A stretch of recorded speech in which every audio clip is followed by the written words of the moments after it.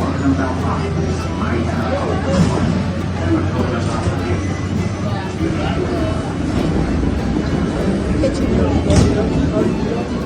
কোথায় বসে ভালো হবে পেছনের সামনে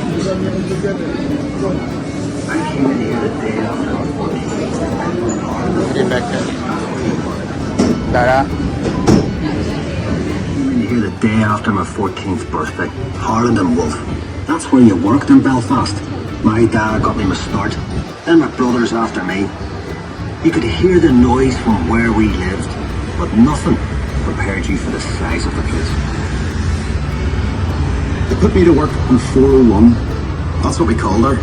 We knew she'd be the largest passenger ship in the world, but we didn't call her Titanic then. I was there from the beginning. I watched the shipwrights lay the keel blocks. They set big wooden blocks on the slipway to start with, then the keel atop of it, like a backbone, and the frames attached to that, like a skeleton. Workshops everywhere. It took weeks to find your way around. There'd be workshops for every trade you ever heard of. Painters, sailmakers, coppersmiths, boiler makers, cabinet makers. I even learned a bit about French polishing off them. Harlowworth is a fine place to work, but dangerous. Every ship cost a life, and there'd be lots of injuries besides. I was in the engine works for a while. Very well equipped it was. That's where we built the triple expansion engines. 2 of them, each as high as a 3-story house. I worked in the frame bending shop. You'd heat steel beams in the furnace, then hook them onto slabs of cast iron and hammer them curved. It was skilled work. You had to bend them more than you needed because the frame straightened out a little when it cooled. The shell plates that made up the hull weighed up to 4.5 tons. They were taller than my dad. The plates were overlapped on the edges. Some were raised, one after another. We called it clincher. One of the foremen taught me years ago. That's how you built steel ships. I worked as a heater boy. You had to heat the rivets on a wee plate. You pumped the bellows till the rivet was white hot. Then you get a hold of it with your tongs and throw it up to the catcher. And he put it in the hole in the plate with the holder up. There were 2 of us on the other side of the plate with the holder up. We had to hammer the rivet so it filled the hole before it turned dull red. The double bottom. That's a wee space we called the tanks, made up of steel plates. The rest of the rivet squad all had to fit into that gap.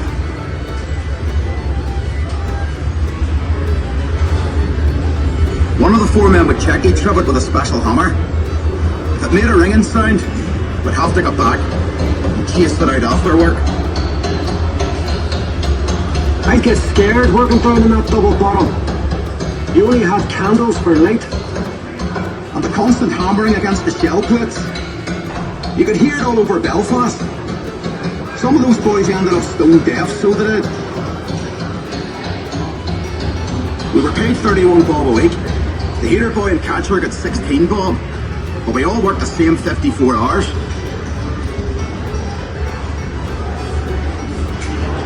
The upper deck was steel too, and part of the strength of the ship. There's no straight lines in a ship, and when you look down the weather deck, you can see the shear of her hull, the stopped her reflection at sea. The stern frame had to be strong enough to take the rudder turning in heavy seas. We'd have all these timbers and guy wires to steady the frame, and men scurrying around like ants underneath. When we came to launch day, I was torn between pride and fear. The standing ways were coated in tallow, train oil and soft soap. So the ship would slide when they shifted her weight off the blocks. That was the most dangerous part. When the shipwrights were knocking away the last props. They were under compression, you see, and the sliding ways would be released by the hydraulic trigger. 100,000 people watched the launch. Some paid a bob to sit in the reserved seating. There were extra trams laid on. Then we all went off to the pub to wish her well. Ach, you were proud to be an island man that day. And Titanic was the pride of Belfast.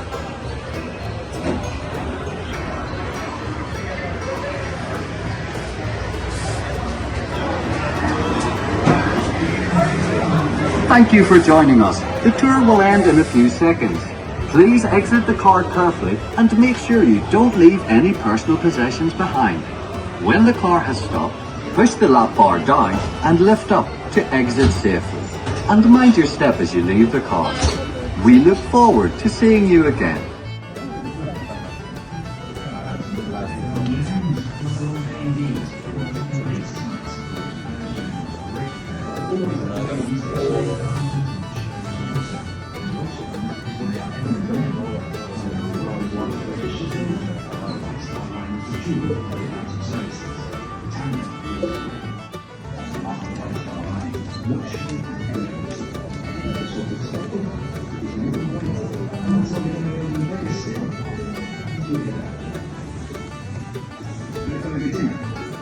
For the gentleman type of tour, his lordship was called the largest dry dock in Belfast. In all the centuries, a dry dock built for a ship that hadn't even been built yet.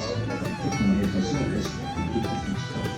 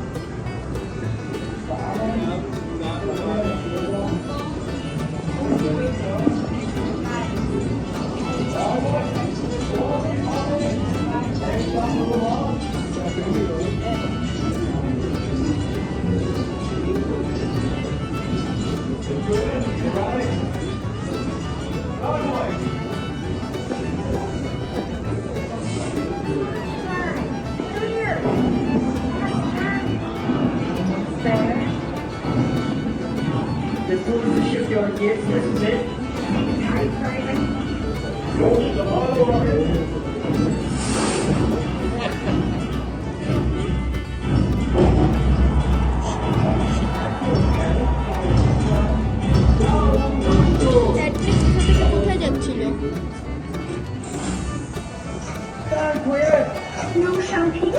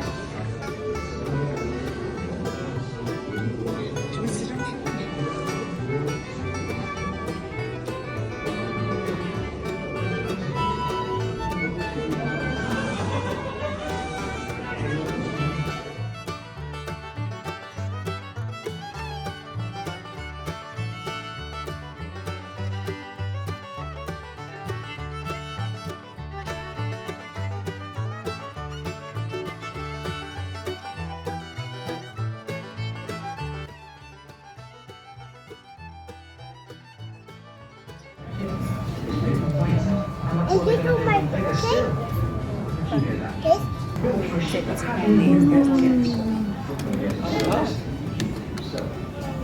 Oh, enough. Stop. Enough.